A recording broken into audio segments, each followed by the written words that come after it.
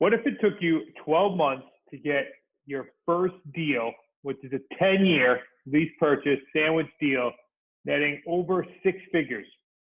Would you feel as though you have got a fantastic ROI? Hey everybody, this is Zachary Beach with smartrealestatecoach.com. Welcome to another Deal Structure Sunday.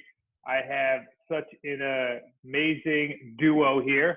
We got Russell Ham out of Southern California. So if people say you can't do these types of deals in Southern California, well, clearly they're wrong. We got a fantastic deal working on here.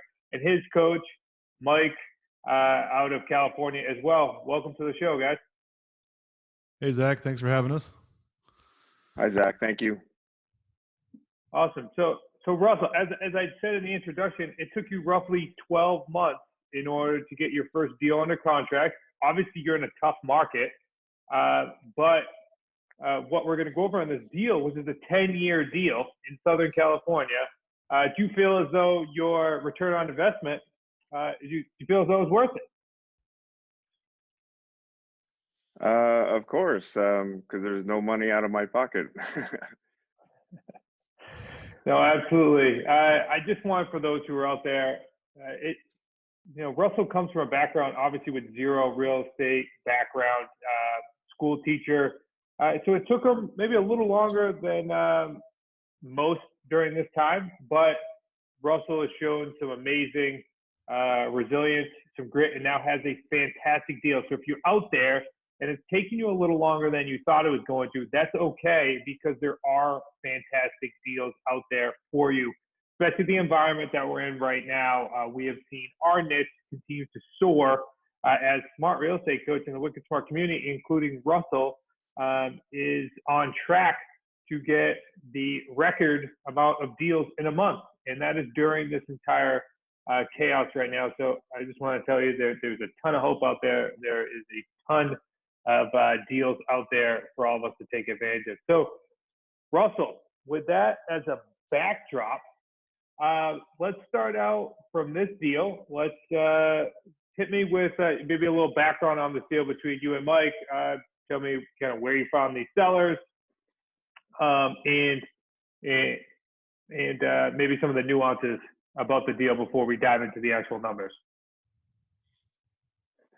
Yeah, so this was an expired back in December, and they were super interested in what we had to offer.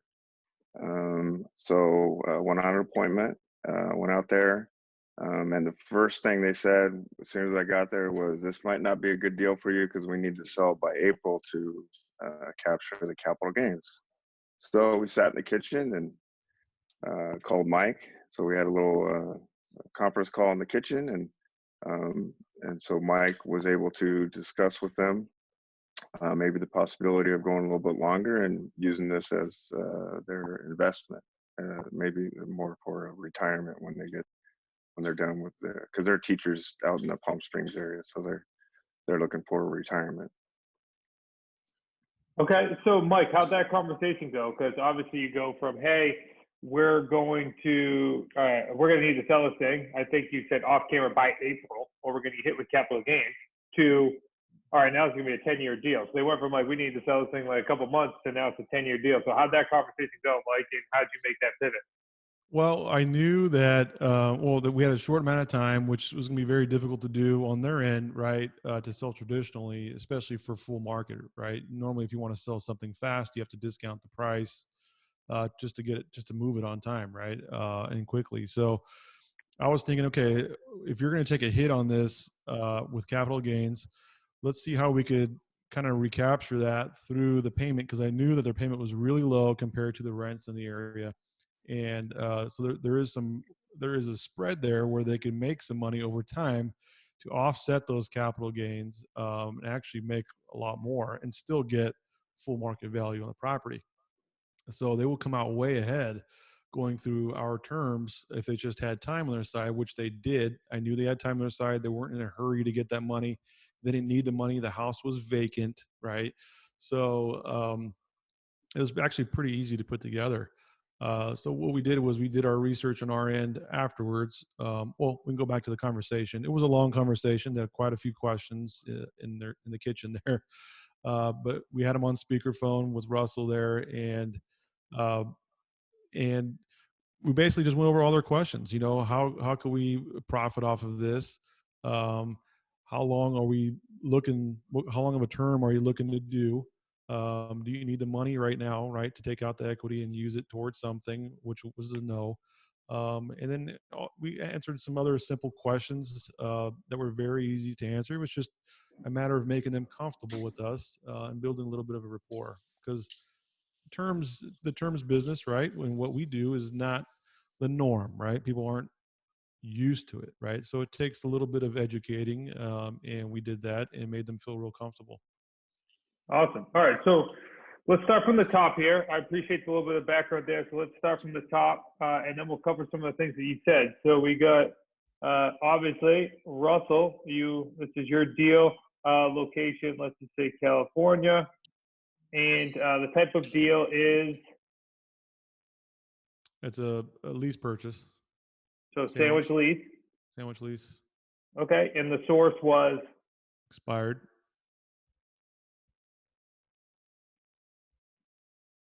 Expired. Perfect. Okay. Purchase price. Purchase price $865. Okay, so 865. And just so everyone's super clear, so 865. Okay, and how much equity is in the property? Because we know, but for the listeners, when we buy a property, we are actually, what we're doing is we are locking in the equity today at the balance. So on or before the end of the term, you're going to cash out the property and pay off the existing mortgage balance, and you're going to give them their equity. That way you're able to benefit from principal pay down. So how much equity is actually in this property? 605.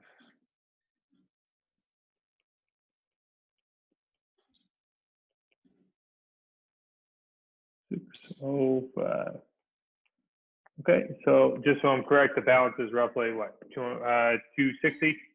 Yep. Okay, cool. All right, so in the term, 10 years? All right, so I know that we haven't sold this property just yet, but what we're going to do is we're going to go over some projections on this property, and we'll actually go over all of the projected profits or 3 paydays for the 10 years. So obviously, if you're sitting on your couch, you can go ahead and you can make some adjustments based upon the where it actually will cash out. Our buyers may cash this out 3 years in, 5 years in, or 10 years out. Offline, Russell was saying that they're utilizing this as an investment. So they're actually, the sellers wouldn't be too happy if you guys didn't cash the property out, or if you guys cash the property out earlier than 10 years. So we may think about other exit strategies while you have the ability to, in order to make sure this deal lasts a longer term than shorter, because that typically ours cash out in a shorter period of time. So sell price, what is your projected sell price on this? 890.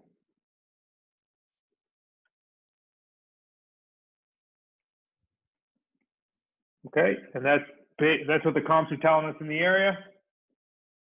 Roughly 890 today if you sold it. Yeah, there's a range, but in that price range, in that community, yeah, it's around there. We could definitely get that. All right, 890. All right, and let's talk about the projected payday 1, which is your non-refundable deposit that you're going to collect from your buyer. So if we do 10%, then we're going to be collecting 89,000. 89,000. Okay.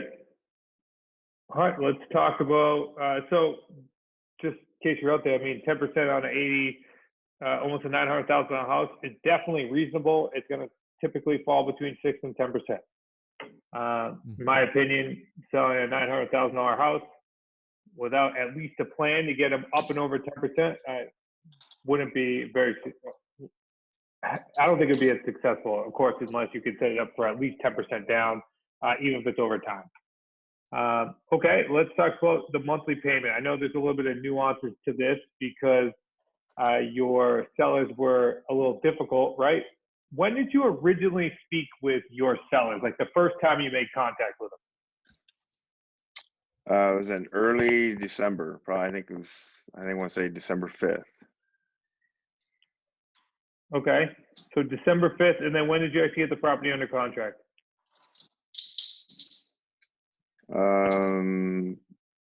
Last Friday.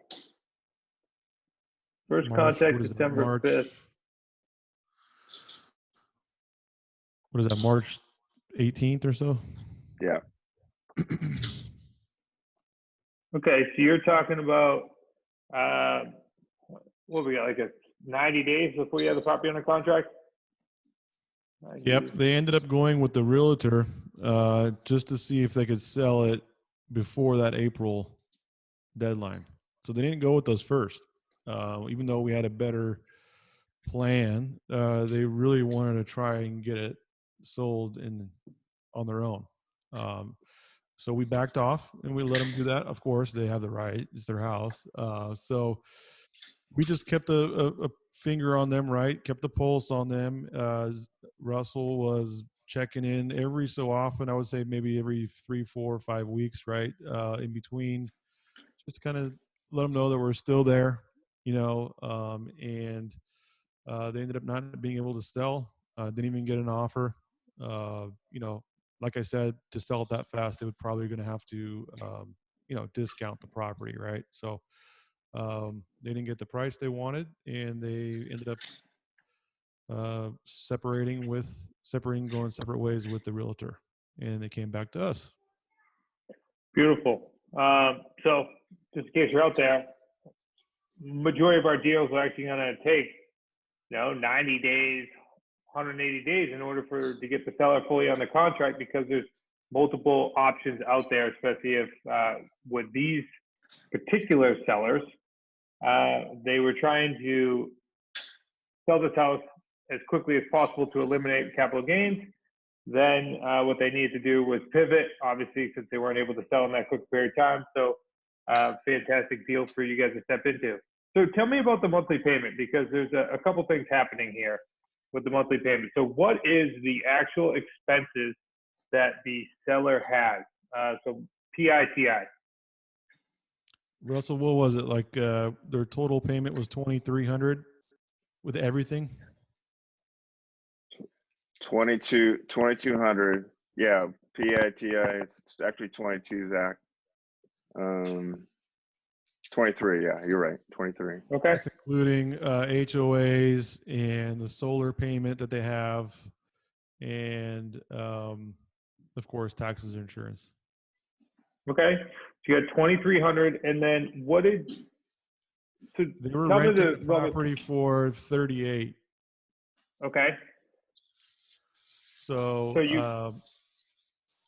guys ended up deciding to what? Give them additional extra in order to satisfy them?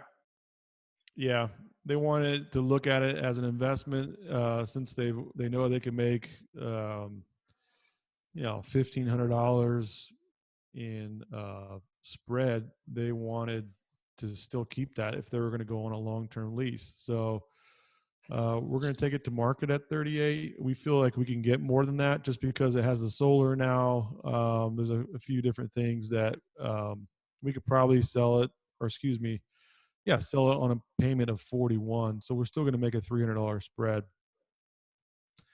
Okay. But this is still negotiable, right? So we'll take it to market. If we need to drop it a little bit to be more competitive, they definitely have the room to do so.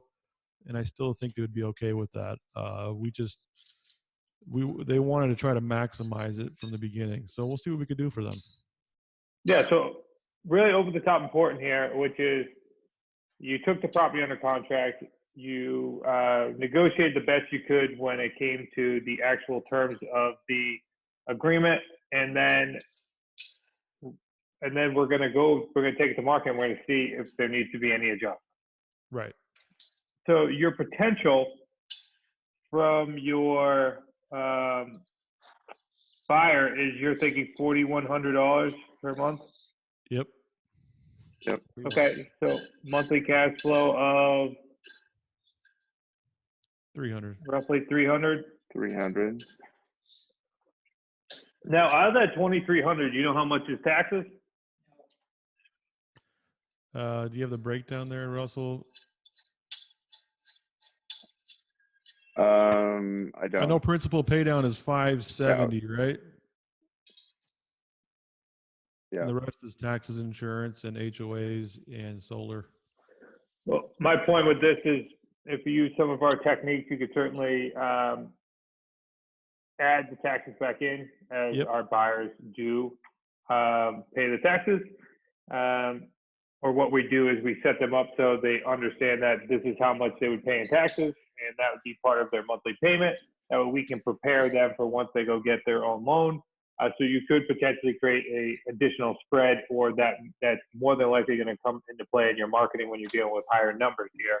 Or I think their taxes are probably around 400 to 500, Zach, because when they did purchase the property, it was a lot cheaper. They've built quite a bit of equity in the home over the years, so they bought it when the market was at an absolute low. So I think it's around that $400 mark. okay, so yeah, you're going to be in the $300 to $400 range according to these numbers right now. Now it doesn't mean you can't go back and renegotiate. Okay. Right. So we got a surplus on a home sale because we agreed to, we're selling it for $890 and our purchase price was $865. To get a surplus of roughly, was that 45,000 or 35,000? 25. 25. 890. Well, I'm glad we got you here. Yep, Mike was previously in banks, so I was not, clearly. So you get 25,000 principal pay down. You guys know how much that is every single month? 68,400. So Per month or 68,000 total? Oh, what's the no, principal sorry. pay down per month? 570, 570. right? Yeah. Yep. Sorry. Got a little ahead of myself. 570, okay. And then let's say if we end up going the full 10 years, so 100, Right. 120 months. 120. What is the total there, Russell? 60 what? 68.4.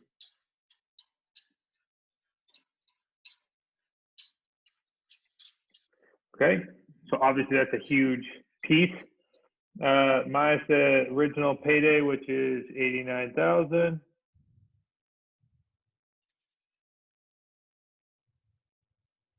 Okay, so let's do the math here. Your payday number 3 is obviously the back end profit. So you got your 25,000 plus your 68,000. If you guys got a calculator, why don't we pull that up? I do not have my calculator on me. 25 and 68. It'll be 93.4. 93.4. So your back end is going to be $3,000. Right. So you're getting your majority of money up front, which is 100% okay. You get this person invested in the property, long-term deal, because obviously a huge piece of this deal is your principal pay down and your spread. Let's actually go back to the spread. Let's say they get 300 per month times the 120. How much is the spread every month? 36,000, right? 36,000 total for. Okay, so let's look at your total profit. You got Plus first month's rent. Yep, plus first month's rent, which is fantastic. So 40,100 for that. So we got 36,000 plus your 68,400 plus the additional 3,400. Mhm. We can add the first month's rent in there.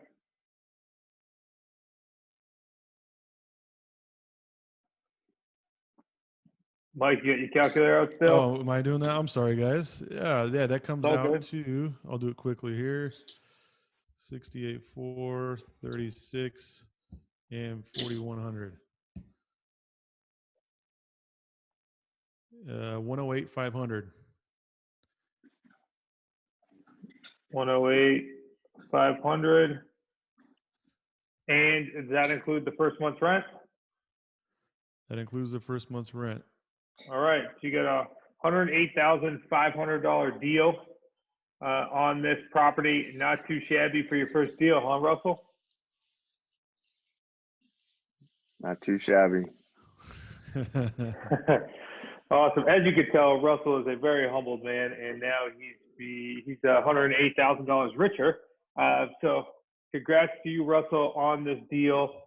Another fantastic deal for the Wicked Park community, and congrats again on your first deal, Russell. Again, for those of you who are out there, as we wrap this up, we just brought you another fantastic member of the Wicked Smart community, along with another fantastic coach, Wicked Smart coach here. We are out here, we're doing deals, especially in this chaos of a market right now. There are buyers and sellers out there that absolutely need our help, our solutions. That is why we are on a record-breaking month. If you're watching this, it's in March. Record-breaking month right before our BSS Business Scanning Secrets event, because more than ever do the buyers and sellers need alternative terms in order to help them sell their properties and for people to buy their properties. So Russell, Mike, you guys have any parting words for the community before we hop off? I just wanted to say that, stay the course, stay committed, and stay consistent with your work. You will be rewarded for it. None of it goes to waste. Perfect example for Russell here. He's got a few other deals that are in the pipeline that should be going through. I told him earlier that, the floodgates are going to start opening. Once you get that first deal, everything starts to click. It's kind of funny how it works. So congrats, Russell, again. It's a great deal you put together there. Awesome. If you're on YouTube and Thank you. I appreciate your help too.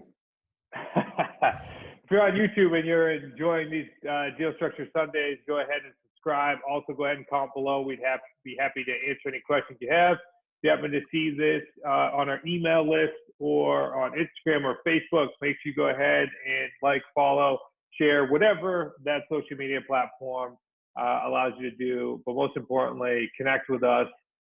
We are happy to help in any way possible. We want you to be able to thrive in this environment, not just survive. So go out there, acquire greatness, and we'll see you next Sunday.